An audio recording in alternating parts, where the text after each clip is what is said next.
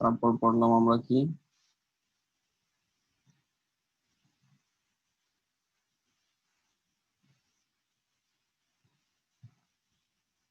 C motor,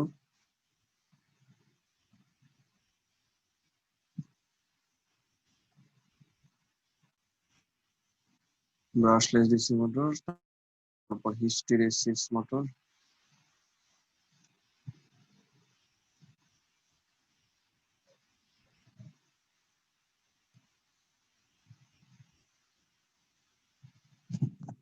আর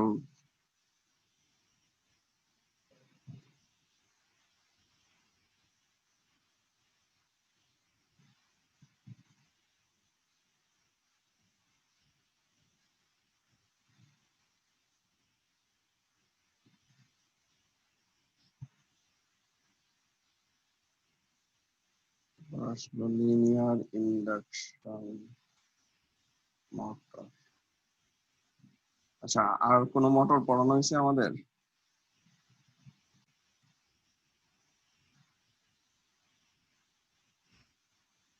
মোটামুটি। আচ্ছা, আমরা তারপর যাই আস্তে আস্তে, তারপর আমরা আবার দেখবো ইন্ডাকশন জেনারেটর,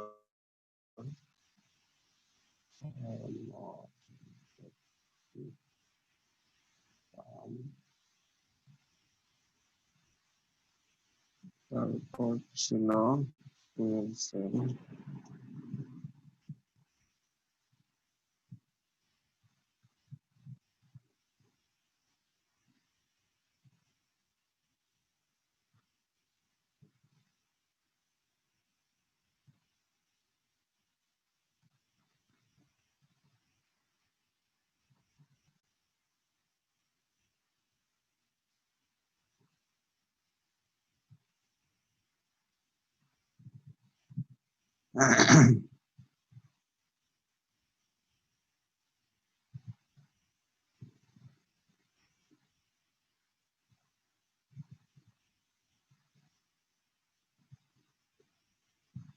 ফার্স্টে ফটোভোল্টাইক সিস্টেম আমরা পড়তেছি। তো দেখো তো কোনো কিছু মিস হইলো নাকি তোমাদের যা পড়ানো হয়েছে। তার মধ্যে আমি অ্যাসাইনমেন্ট দিছি অনেক, 3টা অ্যাসাইনমেন্ট দেওয়া হয়েছে না তোমাদের? আচ্ছা, তো সবগুলোর উপরে হয়তো দেওয়া হয় নাই, লাস্টের গুলো আমি দিতে পারি নাই।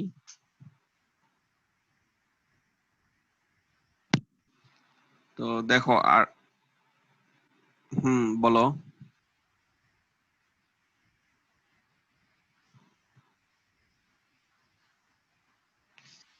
আহ, না আসলে কি, দেখো তোমাদের যে এনার্জি কনভার্সন 1 পড়ছো, 2 পড়ছো, ওই তুলনায় কিন্তু আসলে এখানে সিলেবাস বড় না, বুঝছো? এখানে টপিক অনেকগুলা, কিন্তু এখানে আসলে তোমাদের পড়াশোনা কিন্তু হয়েছে অত বেশি হয় নাই। স্লাইড গুলা দেখলে বুঝতে পারবা তুমি। হুম। তবুও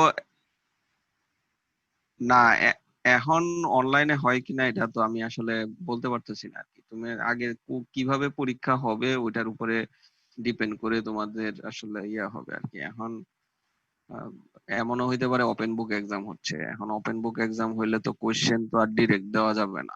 হ্যাঁ। তো ওপেন বুক এক্সাম কিন্তু আরো কঠিন হয়। হ্যাঁ। তো দেখ, ওই ক্ষেত্রে তোমাদের দেখা যায় যে তুমি কোশ্চেন ইয়া করতেছো কিন্তু আনসার খুঁজে পাবা না। হুম। তো এখন আমরা একটু ওয়েট করি। হ্যাঁ, আমাদের আসলে আহ ফাইনাল ডিসিশন আসা পর্যন্ত আমাদের আসলে মানে ওই রকম ইয়া নেওয়া ঠিক হবে না যে কিভাবে পরীক্ষা হবে। তোমাদের পড়াশোনা করতে থাকো, ধরে রাখো যে টোটাল যেটা আছে এটার উপরেই পরীক্ষা হবে। হ্যাঁ। আর আমি তো আছি, সমস্যা নাই আমার। যদি পরবর্তীতে সিলেবাস তো আসলে ওরকম ইয়া করা যায় না। হ্যাঁ, তো আমি বলবো আর কি তোমাদের কি কি কোন টপিক গুলা বেশি ভালো করে পড়তে হবে ওগুলা বলে দেবো আমি। পরবর্তীতে ক্লাসগুলো নিব। এখন আহ, যেটা হয়েছে যে তোমাদের যদি অনলাইনে এক্সাম হয় তো আমরা তো আসলে কোয়েশ্চেন থাকে, ওই কোয়েশ্চেন গুলো আনসার করি ওই ফাইনাল এক্সামের হ্যাঁ, তো আমাদের ওই বড় কোশ্চেনের প্রিপারেশন নিলেই হয়ে যায়, কিন্তু এখানে যদি এরকম অনলাইন এক্সাম হয় তো তোমাদের কিন্তু কনসেপ্ট গুলা ক্লিয়ার করে যেতে হবে। হুম। তো এই জন্য একটু মানে যখনই পড়াশোনা করবা বেসিকটা ভালো করে মানে মুখস্থ করার চেষ্টা করো না, মুখস্থ না করে মানে জাস্ট বেসিক গুলা ক্লিয়ার করে যাইও। হ্যাঁ, বেসিক গুলা ক্লিয়ার করলে মোটামুটি তোমরা পারবা। আরেকটা জিনিস যেটা যে তোমাদের আসলে মার্কিংটা কিন্তু সবগুলা মিলে হবে আর কি, যেহেতু এখানে তোমাদের আহ, আমি শুরুতেই কিন্তু তোমাদেরকে বলছিলাম যে আমাদের মানে শেষে কি হয় আমরা জানি জানি না আসলে। হ্যাঁ, তো ওই ক্ষেত্রে ক্লাস অ্যাটেন্ডেন্স, ক্লাসের মানে আসলে ক্লাসে তো আমি ওরকম কোনো পরীক্ষা টরীক্ষা নিতে পারি নাই, নেওয়া উচিত ছিল। হ্যাঁ, তো তারপর ক্লাসে তোমার অ্যাসাইনমেন্ট গুলা টাইমলি দিছো কিনা, হ্যাঁ এই জিনিসগুলা কিন্তু তোমাদের ওই 30% মার্কের মধ্যে চলে আসবে। হ্যাঁ, তো এখানে কিন্তু তোমাদের ম্যাক্সিমামের অবস্থা কিন্তু খুব মানে ভালো না। আমি আরেকটা যে কোর্স নিচ্ছি বা অন্য কোর্স গুলাতে মানে 90% মতো অ্যাটেন্ডেন্স থাকে আর কি, কিন্তু তোমাদের এই কোর্সে 50% অ্যাটেন্ডেন্স আমি পাই নাই। তো এটা কিন্তু ইফেক্ট করবে ফাইনাল এক্সামের মার্কিং এ।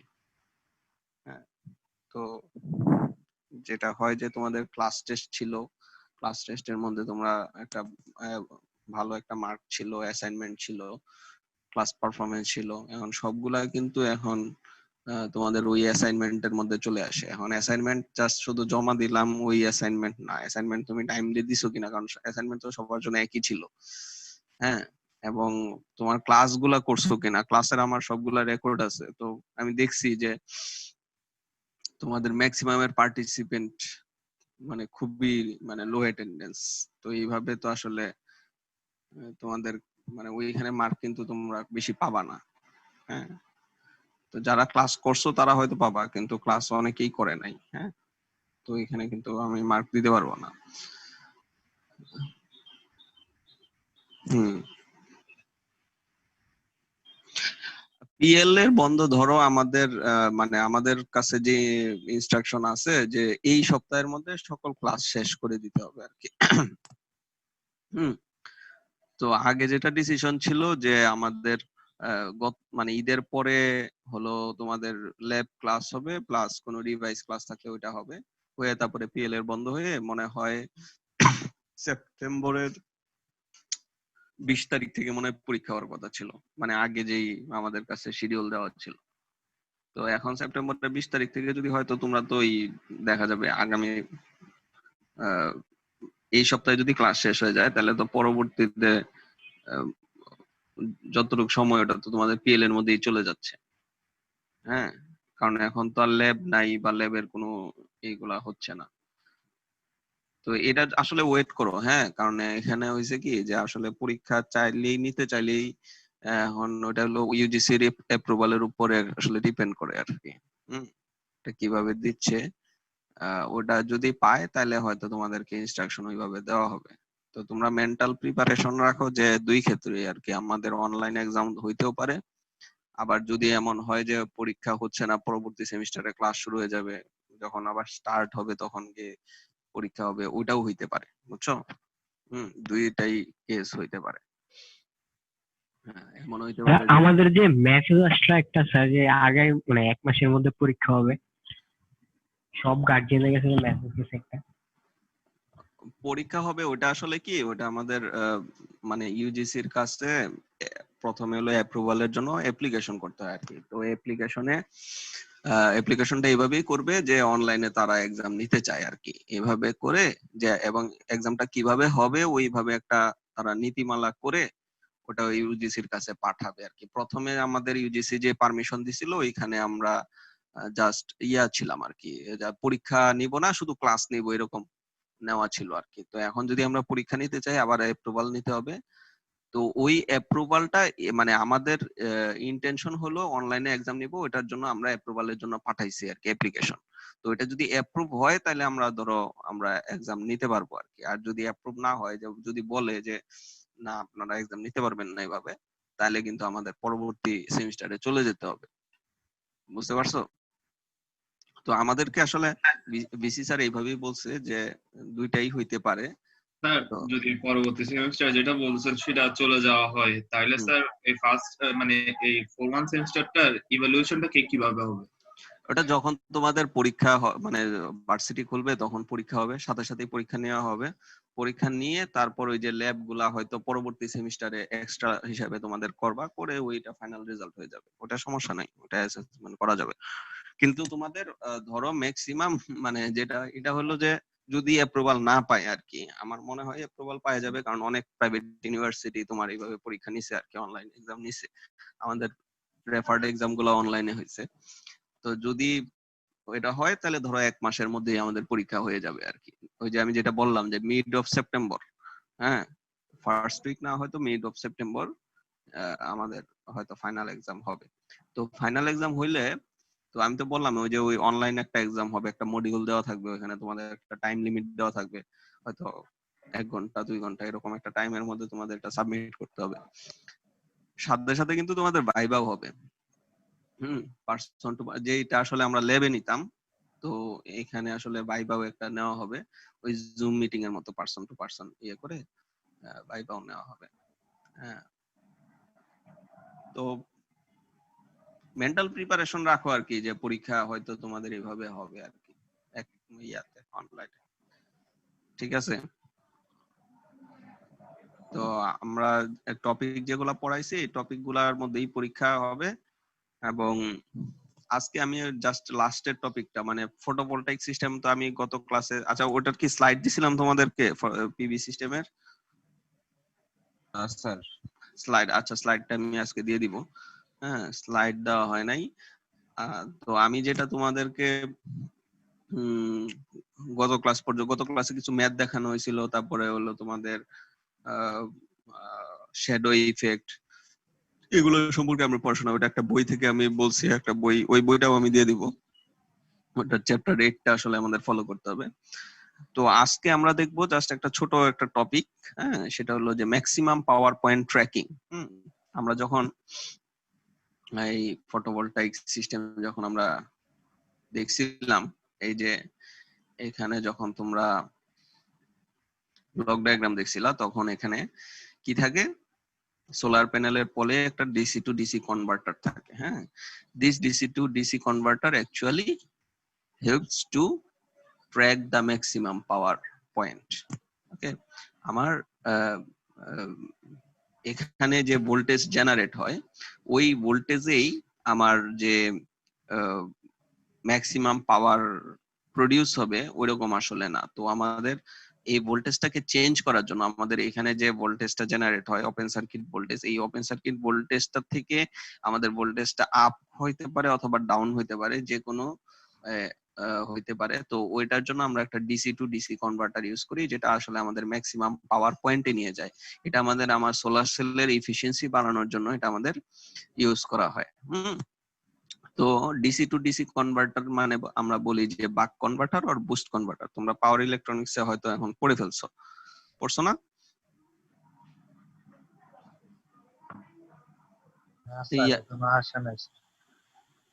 এখনো আসে নাই বাক কনভার্টার বুস্ট কনভার্টার পড়ো নাই তোমরা এখনো?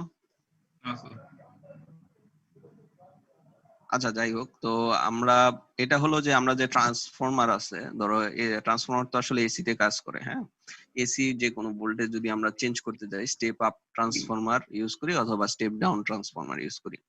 তো আমাদের যদি ডিসি ভোল্টেজ, এখানে যেহেতু আমাদের সোলার সেল, তো এখানে আমাদের ডিসি ইলেকট্রিসিটি প্রডিউস হবে, ডিসি ভোল্টেজ প্রডিউস হবে। তো এই ডিসিটাকে যদি আমি ভোল্টেজ আপ করতে চাই তাহলে আমাদের বুস্ট কনভার্টার ইউজ করতে হবে, আর এই ডিসিটাকে যদি আমি ভোল্টেজ ডাউন করতে চাই তখন আমাদের বাক কনভার্টার ইউজ করতে হবে। বুঝছো, বাক আর বুস্ট কনভার্টার। তো এই যে ম্যাক্সিমাম পাওয়ার পয়েন্ট ট্র্যাক করা, এটার কিছু টেকনিক আছে। হ্যাঁ, তো এই টেকনিক সম্পর্কে আমরা আসলে একটা টেকনিক পড়বো।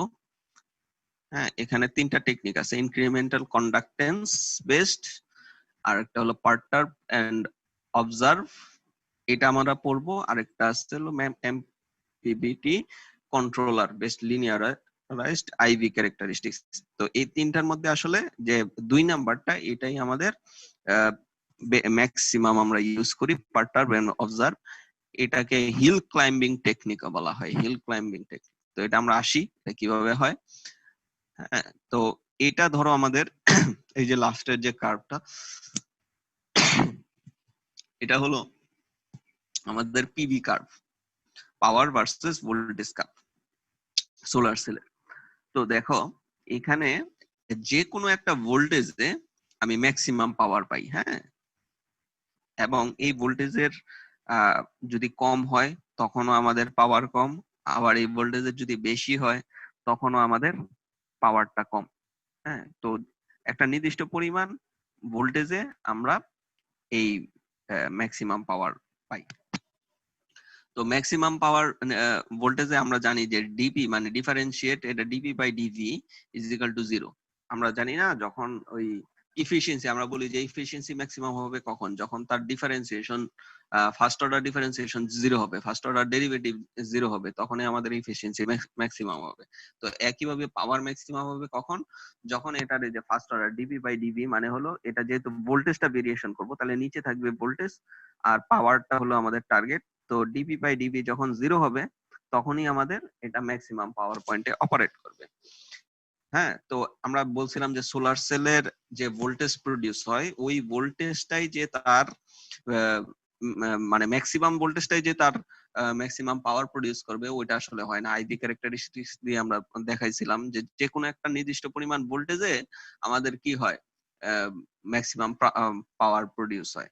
তো এখন আমাদের করতে হবে কি, যে ধরো আমাদের একটা সোলার সেল থেকে একটা নির্দিষ্ট পরিমাণ ইরেডিয়েন্স বা ইনসোলেশন আছে, ইনসোলেশনে আমরা দেখব যে তোমার ওই ভোল্টেজ কত পাইলাম আমি। হ্যাঁ, একটা নির্দিষ্ট পরিমাণ ইরেডিয়েন্সে ভোল্টেজ কত আসে। এখন আমি এখানে এই যে দেখো দুইটা কনভার্টার দেওয়া আছে, যে ফার্স্ট সেটটা হলো বাক কনভার্টার, এটা হলো বুস্ট কনভার্টার। এটা হলো তোমাদের আসলে এই ডিটেইলসটা আসলে আমরা পাওয়ার ইলেকট্রনিক্স এ পড়ি, এটা কিভাবে কাজ করে। তো এখানে দেখো যে দুইটা সুইচ আছে, এই যে এস এখানে একটা সুইচ, আবার এই যে এখানে একটা সুইচ আছে। তো এই সুইচের অন এবং অফের যে রেশিও, এটাকে বলা হয় ডিউটি সাইকেল। এটা তো জানো। আমি ডিউটি সাইকেল মানে কি, T on divided by T total, মানে অন প্লাস অফ এর সময়। হ্যাঁ, তো ডিউটি সাইকেল চেঞ্জ করে আমি এখানে কি করতে পারি, এই ভোল্টেজের ভ্যালুটাকে বাড়াইতে বা কমাইতে পারি। ওকে, ভোল্টেজের ভ্যালুটাকে বাড়াইতে বা কমাইতে পারি। তো এটা হলো বাক কনভার্টার। বাক কনভার্টার মানে যে এখানে তুমি যদি ডিউটি সাইকেল ডিউটি রেশিও যদি বাড়ায় দাও তাহলে এখানে ভোল্টেজ কমবে। আর এটা এটা হলো বুস্ট কনভার্টার, এখানে যদি তুমি ডিউটি সাইকেল বাড়ায় দাও তাহলে এখানে ভোল্টেজ বাড়বে। ওকে, তো যেটাই ইউজ করো না কেন, আমি বাক কনভার্টার ইউজ করি অথবা বুস্ট কনভার্টার ইউজ করি, যেটাই করি, অথবা বাক বুস্ট দুইটা কনভার্টার মিলে ইউজ করানো হয় অনেক সময়। হ্যাঁ, তো আমরা যেটা করি যে দেখবো, হ্যাঁ, প্রথমে আমার একটা ভোল্টেজ পাইলাম, ধরো একটা নির্দিষ্ট পরিমাণ ভোল্টেজ। হ্যাঁ বলো।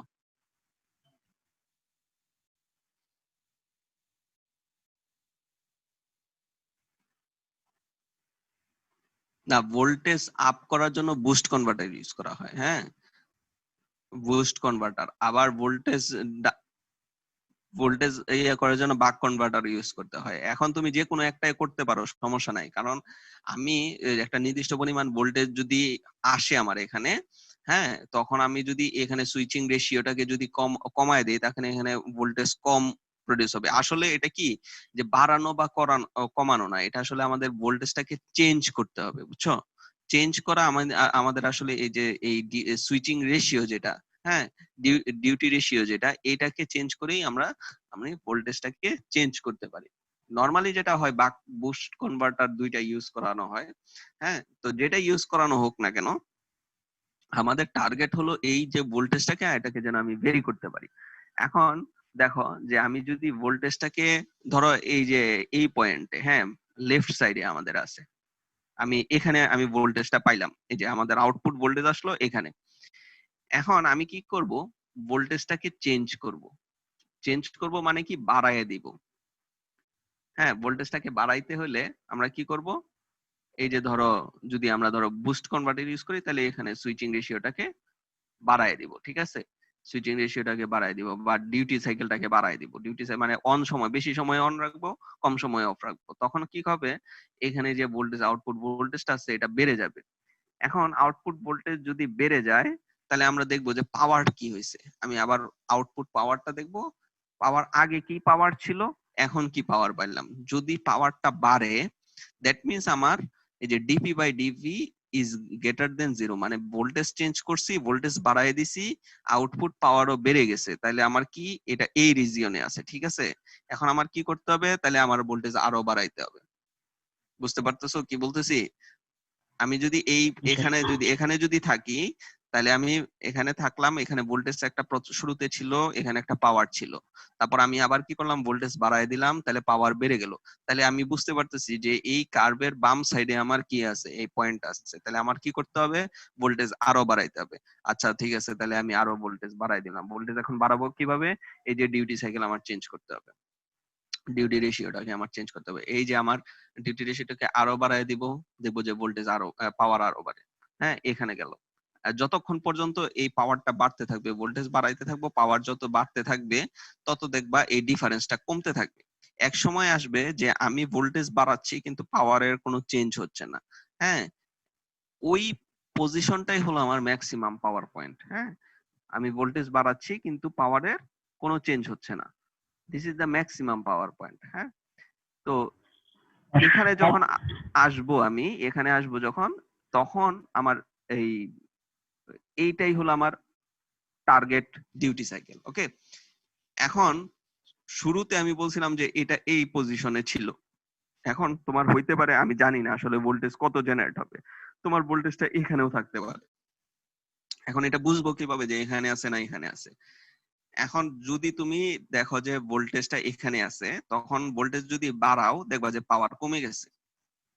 হ্যাঁ, এই রিজিয়নে যদি থাকে, তাহলে ভোল্টেজ বাড়াইলা, পাওয়ার কমে যাবে। তাহলে দ্যাট মিন্স তোমার এটা আসলে ডান সাইডে আছে, কার্ভের ডান সাইডে আছে। এখন তোমার করতে হবে কি, ভোল্টেজ বাড়াইলে হবে না, এখন তোমার ভোল্টেজ কমাইতে হবে। এখান থেকে কমাবা কিভাবে, এই ডিউটি সাইকেল এখান থেকে এটাকে চেঞ্জ করবা, অনটাকে কমায় দিবা। তখন কি হবে, এটাকে কমতে থাকবে, ভোল্টেজ কমলে আস্তে আস্তে দেখবা যে পাওয়ার কমতেছে, আবার ভোল্টেজ কমাবা, পাওয়ার কমতেছে। এক সময় যে ভোল্টেজের চেঞ্জ করবা কিন্তু পাওয়ারের কোনো চেঞ্জ হবে না, ওটাই হলো আমার ম্যাক্সিমাম পাওয়ার পয়েন্ট। তো এইভাবে আমাদের ডিউটি সাইকেলটাকে আমি চেঞ্জ করে আমি পাওয়ারটাকে, ভোল্টেজটাকে চেঞ্জ করতে পারি, এবং ভোল্টেজ চেঞ্জ হলেই আমার আসলে ম্যাক্সিমাম পাওয়ার পয়েন্ট অপারেট করবে। তো হ্যাঁ,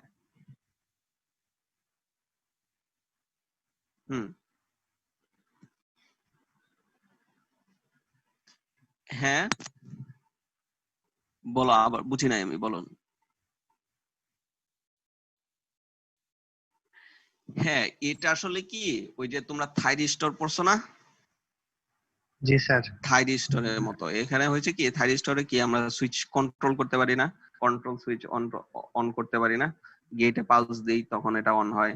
হ্যাঁ, তো এটা হলো তোমার ওই একটা কন্ট্রোল সার্কিট থাকে এখানে। হ্যাঁ, ওই কন্ট্রোল সার্কিটে তুমি পালস দিবা, এটা অন হবে, পালস দিবা না, এটা অফ থাকবে। তো এইভাবে করে আমি ডিউটি রেশিওটাকে বাইরে থেকে খুব ইজিলি এখানে কন্ট্রোল করানো যায়। ঠিক আছে, তো এটার তোমার ওই সুইচিং স্পিডটা যেন বেশি হয় এটা খেয়াল রাখতে হয়। হ্যাঁ, সুইচিং স্পিড, এবং এটা যদি যেন আমার খুব তাড়াতাড়ি সুইচিং করলে যেন এটা নষ্ট না হয়, ওইরকম সুইচ আমাদের এখানে ব্যবহার করতে হয়। এই জন্য এটাকে পাওয়ার ইলেকট্রনিক সুইচ আছে, পাওয়ার ইলেকট্রনিক সুইচটা আমরা এখানে ইউজ করি। ওকে, এখন সব সব সোলার সিস্টেমে স্যার এই যে ম্যাক্সিমাম পাওয়ারের জন্য যে ভোল্টেজটা লাগে ওটা কি কনস্ট্যান্ট না স্যার? না, এটা হয়েছে মানে কি, এটা সব আসলে জায়গায় একরকম ভোল্টেজ লাগে না? না না না, নো, এটা তো তোমাদেরকে আমি গত ক্লাসে বা তার আগের ক্লাসে মনে হয় দেখাইছি। এটা আসলে ম্যাক্সিমাম পাওয়ার পয়েন্ট দিনের বিভিন্ন সময়ে বিভিন্ন রকম হবে। হ্যাঁ, দিনের বিভিন্ন সময়ে বিভিন্ন রকম ম্যাক্সিমাম পাওয়ার হবে, কারণ এটা আসলে ডিপেন্ড করে তোমার ইরেডিয়েন্স এর উপরে। আচ্ছা, আমি আবার কার্ভটা দেখাই। এই যে ধরো, এই যে একটা কার্ভ, হ্যাঁ, এই কার্ভের ধরো এটা হলো আমাদের এই, আচ্ছা এটা শ্যাডো ইফেক্টের জন্য, আচ্ছা শ্যাডো ইফেক্ট না, আমি ধরো এটা হলো বিভিন্ন ধরনের ইরেডিয়েন্স আর ইনসোলেশনের জন্য। হ্যাঁ, এই যে উপরে যেটা আছে এটা হলো আমাদের কি, ম্যাক্সিমাম যখন সোলার রেডিয়েশন হয় তখন আমি এই যে উপরে কার্ভটা আইভি কার্ভটা পাই। যখন সোলার রেডিয়েশন কমতে থাকে কার্ভ আস্তে আস্তে নিচে নামতে থাকে। এখন এই ক্ষেত্রে তার ম্যাক্সিমাম পাওয়ার পয়েন্ট এইটা, পরের ক্ষেত্রে তার ম্যাক্সিমাম পাওয়ার পয়েন্ট এটা, তারপরের ক্ষেত্রে ম্যাক্সিমাম পাওয়ার পয়েন্ট এটা, তারপরের ক্ষেত্রে ম্যাক্সিমাম পাওয়ার পয়েন্ট এটা, এই ক্ষেত্রে ম্যাক্সিমাম পাওয়ার পয়েন্ট কোনটা এটা। তাহলে কি এই যে এটা চেঞ্জ হচ্ছে না আমার? জি স্যার। তো এটা তো আমার দিনের বিভিন্ন সময়ে এটা আমার চেঞ্জ হবে, কিন্তু এখানে একটা জিনিস খেয়াল করতে হবে যে আমি এই যে এখান থেকে যে এই চেঞ্জটা কিন্তু খুব কম। আমি যদি এই এতটুকু কেটে নেই আমি, হ্যাঁ এতটুকু কেটে নেই, তাহলে আমার এখানে দেখা যাবে ধরো এটা 20 হলে এটা 25। হ্যাঁ, খুব কম আমার এই চেঞ্জটা ভোল্টেজ। তো এই জন্য ম্যাক্সিমাম পাওয়ার পয়েন্টের জন্য আমরা বলি যে এই আমাদের যদি আউটপুট ওপেন সার্কিট ভোল্টেজ যদি ধরো 40 ভোল্ট হয় বা 30 ভোল্ট হয়, এই যে 20 থেকে 25 ভোল্টের মধ্যে আমার ম্যাক্সিমাম পাওয়ার পয়েন্ট থাকবে। তো এই 20 থেকে 25 ভোল্টের মধ্যে যদি আমি এটাকে অপারেট করতে পারি, আমি ধরতে পারি যে এটা ম্যাক্সিমাম সময় ম্যাক্সিমাম পাওয়ার পয়েন্ট অপারেট করবে। এটা সব সময় অ্যাকুরেটলি ম্যাক্সিমাম পাওয়ার পয়েন্ট পাবো না আমি সব সময়, কারণ যেহেতু তোমার এই রেডিয়েন্স চেঞ্জ হচ্ছে কন্টিনিউয়াসলি। তুমি তো মানে সূর্যের আলো সব সময় আমরা সেম পাই না, এটা সম্ভব না। তো এই জন্য ম্যাক্সিমাম পাওয়ার পয়েন্ট চেঞ্জ হবেই, কিন্তু আমি যেন ম্যাক্সিমাম সময়ে আমি ওই কাছাকাছি পাওয়ারটা এক্সট্রাক্ট করতে পারি, এই জন্য আমি বলি যে এই রিজিয়নে আমার এটাকে অপারেট করতে হবে। এই যে 20 থেকে 25 বা এরকমের মধ্যে আমার এটাকে অপারেট করতে হবে। তো এই যে 30 থেকে 20 থেকে 25 আমি নিয়ে যাব, কিভাবে নিয়ে যাব? ওই যে ডিসি টু ডিসি কনভার্টার আমরা যেটাই দেখলাম, এই ডিসি টু ডিসি কনভার্টারের মাধ্যমে আমাদের কনভার্টার বুস্টার। হ্যাঁ এখানে নিয়ে যাব। এখন এটা বাড়াইতেও হইতে পারে, কমাইতে হইতে পারে। এই বাড়ানো কমানোটা ডিপেন্ড করবে তোমার এই সুইচিং রেশিওটার উপরে বা ডিউটি সাইকেলের উপরে আবার ডিপেন্ড করবে। হ্যাঁ, এখন এটাকে বলা হয় হিল ক্লাইম্বিং টেকনিক। এখন পার্টার্ব এন্ড অবজার্ভ অথবা হিল ক্লাইম্বিং, হ্যাঁ দুইটার নাম আছে। এটা হিল ক্লাইম্বিং কেন? এটা দেখো, এটা কি মনে হয় না যে হিল ক্লাইম্ব করতেছে? মানে আমরা এই যে ভোল্টেজটাকে বাড়াচ্ছি পাওয়ার বাড়তেছে, ভোল্টেজটাকে বাড়াচ্ছি পাওয়ার বাড়তেছে, আবার এখানে যে ভোল্টেজ বাড়াচ্ছি কিন্তু পাওয়ার বাড়তেছে না, এটা কি তার হিলের ম্যাক্সিমাম পয়েন্ট। আবার এখানে আসার পরে ভোল্টেজ বাড়বে, পাওয়ার কমতেছে, ভোল্টেজ বাড়াচ্ছি পাওয়ার কমতেছে, তাহলে আমার কমাইতে হবে। তো এই জন্য এই যে এটাকে পার্টার্ব এন্ড অবজার্ভ বলা হয়।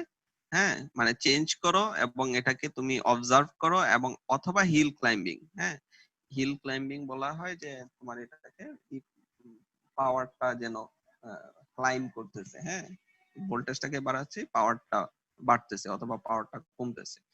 হ্যাঁ, এটা শেপটা অনেকটা হিলের মতো, এই জন্য এটাকে হিল ক্লাইম্বিং টেকনিকও বলা হয়। তো এখানে একটা ডিসকাশন দেওয়া আছে যে আমি যে কথাগুলো বললাম এটা আসলে ডিটেলসে বলে দিছে যে it is easy to implement in a digital controller. এই যে অবশ্যই এটা ডিজিটাল কন্ট্রোলার থাকবে। The most widely used maximum power point tracking algorithm is perturb and observe, sometime known as hill climbing. In this method, the terminal voltage on the PV array is perturbed in one direction, and if the power from the PV array increases, then the terminal voltage is further perturbed in the same direction. মানে যদি এটা বাড়ে তাহলে আমাকে same ডিরেকশনে বাড়াইতে হবে। Otherwise, if the power from the PV array decreases, then the operating voltage is perturbed in the reverse direction. এটা যদি কমে যায় তাহলে আমাদের রিভার্স ডিরেকশনে কমাইতে হবে। ঠিক আছে? তো এটা হলো আমাদের maximum power point tracking technique. হ্যাঁ, এটা তোমাদের একটা ইম্পর্টেন্ট কোশ্চেন হইতে পারে যে কিভাবে ম্যাক্সিমাম পাওয়ার পয়েন্ট ট্র্যাক করা হয়। হিল ক্লাইম্বিং টেকনিক অথবা পার্টার্ব এন্ড অবজার্ভ টেকনিকের মাধ্যমে এক্সপ্লেইন করো কিভাবে maximum power point DC to DC কনভার্টারের মাধ্যমে ট্র্যাক করা হয়। ঠিক আছে? জি স্যার।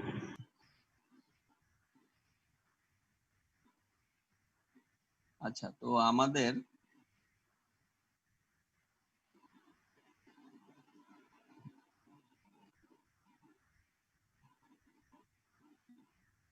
তো আমি এই স্লাইডটা দিয়ে দিব তোমাদেরকে, এবং রেফারেন্স বই যেটা আমি পড়াইছিলাম গত ক্লাস বা তার আগের ক্লাসে, ওই ম্যাথ গুলা করাইছিলাম ওই বই থেকে, তো ওইগুলাও দিয়ে দিব। তোমরা এখান থেকে নিজেরা পড়াশোনা করতে থাকো।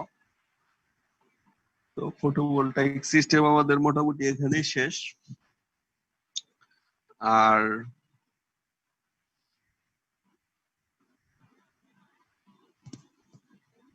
আমি এখন যেগুলো তোমাদেরকে দেখাইলাম দেখি।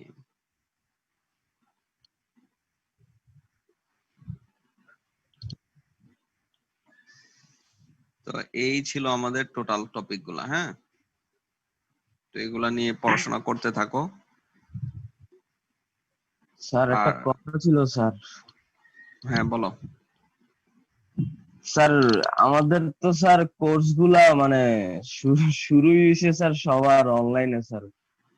মানে তার উপর স্যার বিভিন্ন সময়ে যেহেতু সবাই বাসায় আছে স্যার, সবারই অনেক মানে টাইমিং নিয়ে ঝামেলা হয়েছে স্যার, বিশেষ করে স্যার। স্যার অ্যাসেসমেন্টে স্যার এই টাইমিং আর অ্যাটেন্ডেন্সের বিষয়টা একটু কনসিডার করেন না স্যার। মানে এটা কিন্তু বিষয়গুলো তোমাদেরকে আমি অনেকবার বলছি, এটা এখন লাস্টে আমি কিন্তু তোমাদেরকে বলছি যে তোমরা অ্যাটেন্ড, মানে অনেকবার ক্লাসে আমি বলছি যে তোমাদের টোটাল স্টুডেন্ট 23, তোমরা অ্যাটেন্ড করো 8 জন 7 জন করে 10 জন করে অ্যাটেন্ড করো। তো এটা কিন্তু আমি আমরা অনেক আগে বলছি। এমন অনেক স্টুডেন্ট আছে যারা একদিনও অ্যাটেন্ড করে নাই এখন পর্যন্ত ক্লাসে। এখন দ্যাট মিন্স তারা আসলে মানে এই কোর্স এই সেমিস্টারে করবে না, আমি তো এইভাবেই ধরে নিব। কোনো অ্যাসাইনমেন্ট জমা দেয় নাই, কিছুই করে নাই।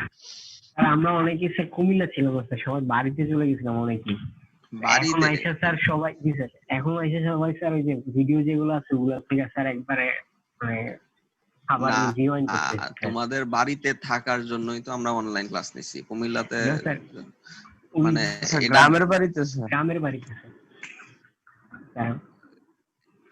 এইগুলা এখন এক্সকিউজ অনেক কিছু দেওয়া যায়, বুঝছো। এখন আমরা চাইলে অনেক কিছু করতে পারতাম, কিন্তু আসলে করি না। এখন তোমাদের এই রেসপন্স দেখে আমারও ধরো আসলে ওই রকম ইয়ে ছিল না আর কি। ক্লাস ক্লাস গুছাই নিতে এখন পারবো, এটা আরো সমস্যা হবে না। আরো হয়তো আমরা এফোর্ট দিয়ে পড়াইতে পারতাম, কিন্তু তোমাদের আসলে রেসপন্স দেখে আমি আর অত মানে এফোর্ট দেওয়ার কথা চিন্তা করি না, কারণ তোমাদের রেসপন্স খুবই মানে ভালো পাচ্ছিলাম না আমি। এখন আমি আসলে ওটার কথা বলতেছি না। এখন ধরো আমি ওটা কনসিডার করলাম বা তোমরা ফাইনাল পরীক্ষা দিলা, ওটার ইয়া না। কিন্তু অনেক স্টুডেন্ট আছে, আমি এখানে তোমাদের তো আমি সবাইকেই চিনি, তো অনেকে আছে একদিনও ক্লাস অ্যাটেন্ড করে নাই, একটা দিন ক্লাস অ্যাটেন্ড করে নাই, আমাদের কিছু জানায়ও নাই। তো ধরো ওদেরকে আমি কি করব বলো, তোমরাই বলো। অ্যাসাইনমেন্ট দেয় নাই, একটা ছেলে অ্যাসাইনমেন্ট দেয় নাই, একটা ছেলে ক্লাস অ্যাটেন্ড করে নাই, আমার কিছু জানায়ও নাই যে স্যার আমার এই প্রবলেম বা ইয়ে করানো। লাস্টে যদি আইসা আমার পরীক্ষা দিতে চায়, তাহলে আমি কি করব বলো,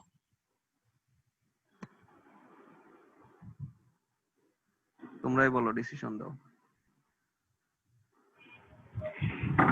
এখন স্যার সবাই যদি স্যার অ্যাসাইনমেন্ট জমা দেয় তিনটাই, যে তিনটা আপনি দিয়েছেন, তাইলে অ্যাসাইনমেন্ট তো দেয় নাই, অ্যাসাইনমেন্ট তো দেয় নাই, অ্যাসাইনমেন্ট তো দেয়। এখনো তো স্যার মানে পরীক্ষার আগেই যদি জমা দিয়ে দেয়, পরীক্ষার এক সপ্তাহ আগে যদি সব মানে পড়ে সব জমা দেয়, তাহলে স্যার আহা, এটা তো তোমার পরীক্ষার আগে দিয়ে পরীক্ষা দেওয়ার জন্য সবকিছুই করা যায়, তাই না? এখন তুমি বলো একটা মানে তাকে আমি ইভালুয়েশনটা, যে ছেলেটা ধরো প্রত্যেকটা ক্লাস করলো, টাইমলি অ্যাসাইনমেন্ট করলো, দিল, জমা দিল, আরেকটা ছেলে ওই যে কিছুই করলো না, অ্যাসাইনমেন্ট দিল না, কিছুই দিল না, হ্যাঁ, লাস্টে এসে জমা দিল, তাহলে কি তার দুজনের মধ্যে একটা ডিফারেন্স থাকতে হবে না? স্যার একটু নাম্বার কাটিয়েন, মানে যে শেষে দিবে তাকে একটু নাম্বার কেটে দিয়েন।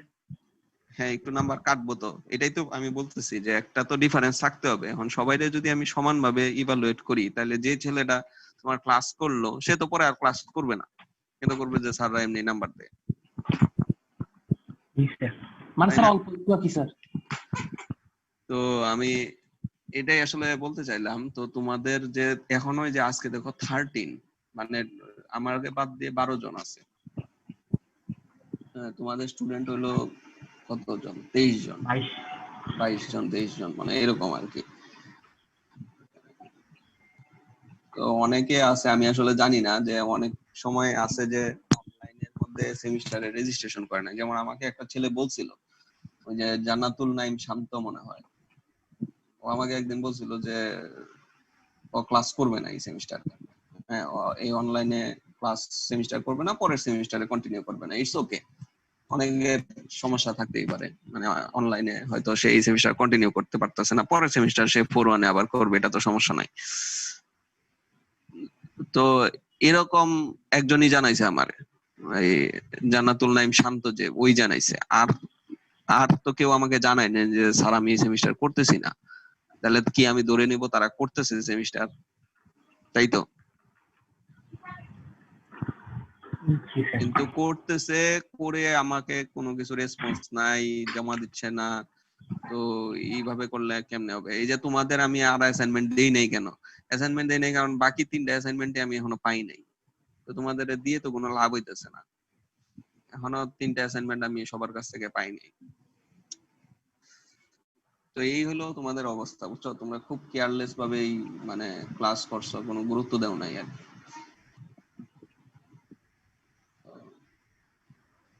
এখন দেখো ফাইনাল পরীক্ষা কিভাবে হয়। অ্যাকচুয়ালি সবার মানে মেন্টালি মনে করেন ক্লাসে ছিল, সবাই মনে করেন মেন্টালি স্যার আমরা এটার জন্য প্রিপেয়ার ছিলাম না যে অনলাইনে এক্সাম নিয়ে ফেলবে।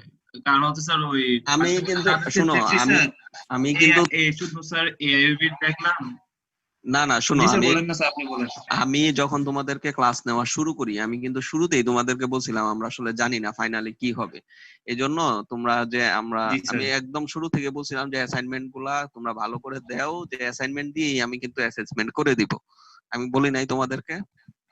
জি মানে স্যার, আমি আমি আমাদের মানে মনে হচ্ছিল যে হয়তো মানে এই সেমিস্টারটা আমরা হয়তো ওইভাবে নিতে পারবো না, কারণ যে অবস্থা কোনো ইউনিভার্সিটি ওইভাবে নিতে পারতেছে না। হ্যাঁ, সবাই লাস্টে যে জি স্যার। অনলাইন দিয়ে তোমার সেমিস্টারটা কভার আপ করতেছে। তো এই জন্য মানে আমি কিন্তু শুরুতে বলে নিছিলাম তোমাদেরকে। হ্যাঁ, এখন যা হয়েছে হয়েছে, এখন দেখো, এখন তোমরা পড়াশোনা শুরু করো। আজকে হলো 16 তারিখ, 1 মাস আছে, নিজেরা পড়তে থাকো। আর যদি তোমাদের কোনো ক্লাস দরকার হয় আমি আবার নিব। হ্যাঁ, তোমরা ওই যে মেসেঞ্জার গ্রুপে যদি তোমাদের কোনো একটা কমন টপিকের উপরে সবার সমস্যা থাকে বা ম্যাক্সিমাম সমস্যা থাকে, তখন আমি আবার ওটা ক্লিয়ার করার জন্য আমি নিব। তোমরা আগে ওখানে বলবা যে কি কি সমস্যা। এখন এই জন্য আসলে আমাদের আগে ফার্স্ট জিনিসটা হলো যে গাইডলাইন পাওয়া দরকার। আমাদের পরীক্ষাটা কিভাবে হবে ওই গাইডলাইনটা যদি আমরা পাই, তাইলে আমি তোমাদেরকে সাজেশন দিতে পারবো যে এইগুলা পড়ো, এইভাবে পড়ো। তা মানে ওই গাইডলাইনটা না পাইলে তো আমরা বলতে পারতেছি না আসলে কিভাবে পরীক্ষা হবে। একটু কনসিডার করিয়েন স্যার, যেভাবে হোক একটু কনসিডার করিয়েন স্যার। না, কনসিডার তো আমি করি, কনসিডার না করার তো কিছু নাই। হ্যাঁ, আমি কনসিডার করি না এটা কেউ বলতে পারবে না। তোমাদেরকে এর আগেও যে ক্লাস করাইছি, পরীক্ষা এক্সাম দিছো, তোমরা দেখছো আমি অনেক মার্কিং করি, অনেক ক্লাস টেস্ট অ্যাসেসমেন্ট এগুলাতে আমি কিন্তু অনেক তোমাদেরকে কনসিডার করছি সব সময়। জি স্যার, তা অবশ্যই। আমার তো এই যে আমি তো বললাম যে এই টপিক গুলার বাইরে কিছু নাই, সবগুলা স্লাইড দেওয়া আছে, তোমাদেরকে ডকুমেন্টও সবকিছু দেওয়া আছে, এবং অ্যাসাইনমেন্টে কিন্তু আমি তোমাদেরকে অনেক কোয়েশ্চেন দিয়েও দিছি। হ্যাঁ, এখন অ্যাসাইনমেন্টের কোয়েশ্চেন গুলা করলে সুবিধা হইতো, ওইগুলা আসলে ফাইনাল এক্সামের কোয়েশ্চেন ছিল আসলে। স্যার অ্যাসাইনমেন্ট গুলো স্যার বুঝে বুঝে করছি স্যার, আর 3 নাম্বারটা করতেছি স্যার। মানে ওই যেগুলা স্যার আমাদের প্রবলেম হয়েছে স্যার, মানে আমরা আসলে আমি যেটুকু বুঝছি স্যার, যদি আমি যদি ইয়া হিসেবে রিভিউ দেই স্যার, ক্লাসগুলো ঠিকমতো করতে পারি নাই, তবে হচ্ছে যে ভিডিও গুলা রিওয়াইন্ড করে আবার মানে থরলি দেখতেছি স্যার। মানে ওই পার্সপেক্টিভ থেকে যদি বলি স্যার, আমার মনে হয় না স্যার কারোর কোনো গ্যাপ থাকার কথা। কারণ হচ্ছে যে হ্যাঁ, আমি রেকর্ডেড thoroughly ক্লাস পড়ার তো পরে, আছে তোমাদের। জি স্যার, আমি থরলি পড়ার পরে স্যার সবগুলা অ্যাসাইনমেন্টের সব টপিকও স্যার আমি ওই পড়ার পরে লিখতে পারছি, বুঝেই আবার ওগুলা তুলতে পারছি স্যার। আচ্ছা, অ্যাসাইনমেন্ট তোমাদের লাস্ট অ্যাসাইনমেন্টটা দেওয়া ছিল মেবি 3টা টপিকের উপরে, নাকি 3টা না 4টা? ফুয়েল সেলের পর্যন্ত দেওয়া ছিল। তো আসলে আমি টপ মানে এই অ্যাসাইনমেন্টটা দিছিলাম, এইখান থেকে তোমাদের ফাইনাল এক্সামের কোশ্চেন হয়তো এইভাবে দিছিলাম। কিন্তু মানে হয়তো এখন কোশ্চেন প্যাটার্নটা চেঞ্জ হবে। হ্যাঁ, যদি অনলাইনে হয়, মানে কোশ্চেন প্যাটার্নটা তো আসলে এরকম থাকবে না হয়তো। আচ্ছা, দেখি ওটা এখন কি হয়। মানে এখন অ্যাসাইনমেন্ট করতে থাকো। এখন লাস্ট ফুয়েল সেলের পরে আর কয়টা টপিক পড়াইছি তোমাদেরকে? 3টা 4টা হয়তো টপিক পড়ানো হয়েছে। একটা ফাইনাল আগ পর্যন্ত আমাদের হাতে মানে নিয়ারলি 1 মাস সময় আছে। হ্যাঁ, 1 মাসই ধরো আর কি, 1 মাসের মতোই আছে আর কি। আচ্ছা স্যার। স্যার এই টপিক গুলো যেগুলো বলছেন স্যার এগুলোর মধ্যে মানে এই আমরা প্রায়োরিটি বেশি দিতে পারি কোনটা স্যার? যেমন ইউনিভার্সাল মোটরটা তো স্যার বাকিগুলোর চেয়ে বড় sir. Universal motor, stepper motor, এগুলা তো তুমি বেশ বড় টপিক। এখন পার্মানেন্ট ম্যাগনেট ডিসি মোটর কিন্তু খুবই ছোট একটা টপিক। এটা আমি থেরেজার বইয়ের থেকে জাস্ট 2টা পাতা। হ্যাঁ, ব্রাশলেস ডিসি মোটর তোমাদেরকে স্লাইড দেওয়া হয়েছে। আচ্ছা, ব্রাশলেস ডিসি মোটরের তোমরা কি কোনো শীট পাইছো? শীট দেই নাই মনে হয় আমি ব্রাশলেস ডিসি। আচ্ছা, ব্রাশলেস ডিসি মোটরও একটু বড় আছে। হিস্টেরিসিস মোটর একটা শীট দেওয়া আছে, স্লাইড দেওয়া আছে। রিলাক্টেন্স মোটর, এগুলা কিন্তু ছোট ছোট টপিক, বুঝছো? এই যে রিলাক্টেন্স মোটর বলো, লিনিয়ার ইন্ডাকশন মোটর বলো, ইন্ডাকশন জেনারেটর বলো, থার্মো ইলেকট্রিক পাম্প। হ্যাঁ, বড় টপিকের মধ্যে আছে ধরো fuel cell, photovoltaic system, universal motor, stepper motor, তারপর হলো হিস্টেরিসিস মোটর। এগুলা হলো বড় টপিক। তো এইগুলা থেকে ধরো বেশি কোয়েশ্চেন হবে, যেগুলা তোমাদের বড় টপিক আছে এগুলা থেকে বেশি কোয়েশ্চেন হবে। হ্যাঁ, মোটামুটি।